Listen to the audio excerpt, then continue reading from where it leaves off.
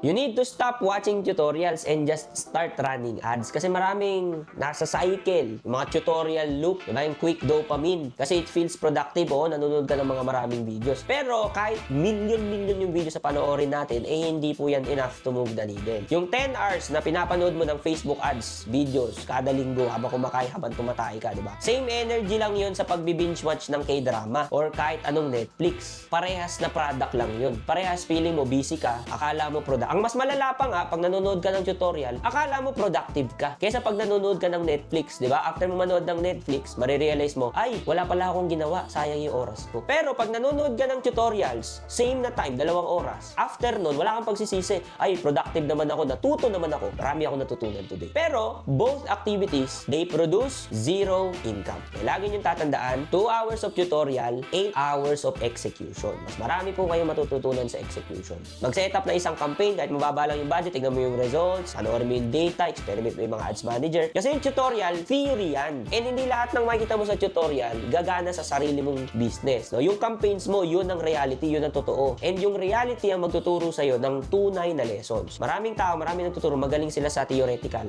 Ganda, mga numbers. Parang yung isang example ko na nakaraan. Sobrang galing niya sa AI. Ang dami niya nilist ng mga tools, 100 plus. Asan yung output? Asan yung na-build?